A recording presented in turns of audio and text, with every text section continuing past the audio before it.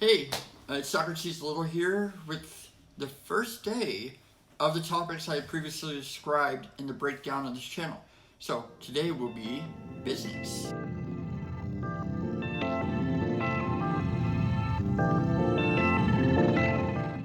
So when it comes to any new topic, it always is helpful to go back to the basics.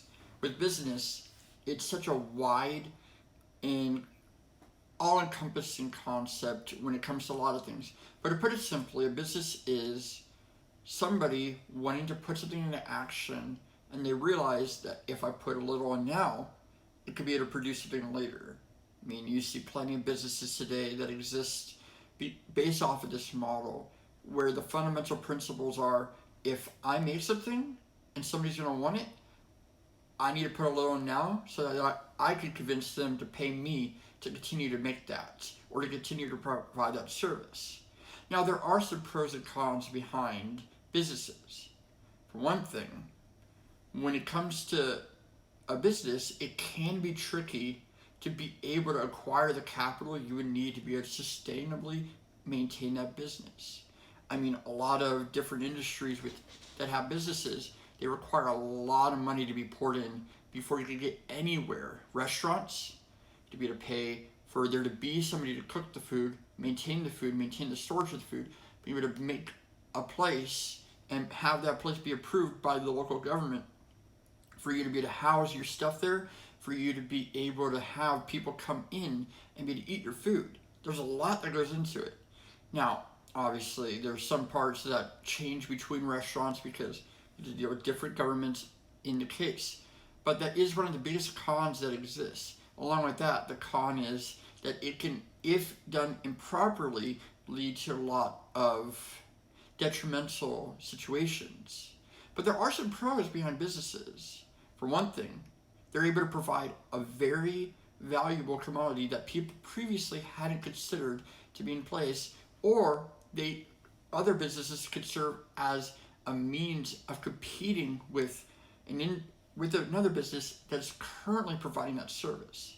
That's valuable because as things go down, people improve and businesses improve so that they could keep their customers coming back to them.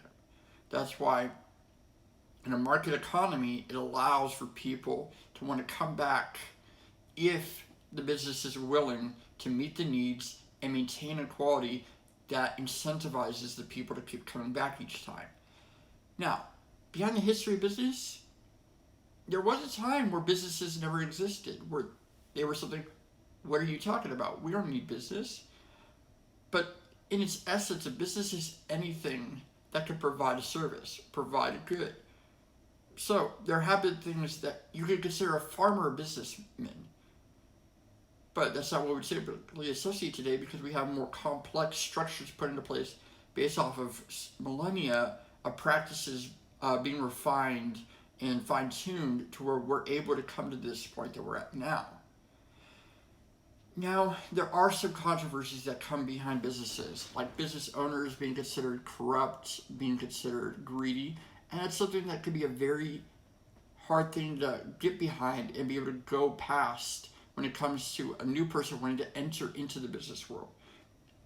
The key thing to always remember when it comes to business is the business is there to provide for the customers because their business wouldn't exist without somebody being willing to pay for that business to do what they're wanting to do. Because, for example, if I wanted to make money selling t-shirts, somebody has to buy the t-shirts. If they don't, I just made a lot of t-shirts for my own sake, I don't know.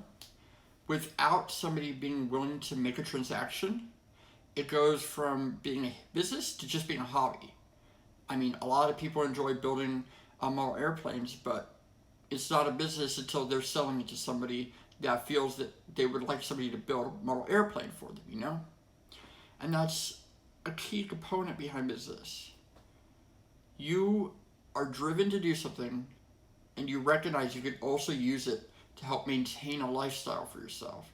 Now, when you're starting out, that lifestyle could be very unhealthy, where you're having to put in like 80 hours within a week trying to maintain that business. trying to make sure that you guys keep that business running. And sometimes people are living in subpar conditions themselves, that they're the owner or the person running the business, because they recognize that the only person that can go without money legally in a business is the person running it, because everybody under them has to be paid. They have to be given something of some kind for them to be convinced to continue running that business. Now, there are cases where people continue to come back and they want to work because they recognize the value of that. But that's typically not what you're going to have with somebody just starting out making their first business. It's important to recognize. Now, there are some misconceptions behind businesses. First off, they're not easy to build. And people that think, oh, they have all this money, they have all these tools, the resources, and connections at their disposal. That's true, but typically, it's a lot more complicated than that, and it was very challenging for them to get where they are now, because you had to convince somebody in some way to be willing to invest in you, to be willing to help you get to the point where you can make this business. Now, there are cases where people have family or they have connections already that give them that money, but that's not always the case, because you're familiar with the concept mom and pop shops. Quite a few of those had to take from their own savings and trust and invest into something that might work or might not. And there's a lot of risk that goes into that, because if they don't have the money, they're going to have to convince somebody else to make the risk for them. And that still has a lot of chances of not succeeding, because there's a lot of pressure behind it. Because, for example, if I'm investing my own money into it, I'm going to be pretty motivated to get it going. But there's also a bit of a dread that if you're having to borrow from somebody else, it could lead to you being more concerned about trying to get what they're wanting done instead of what you need to get done.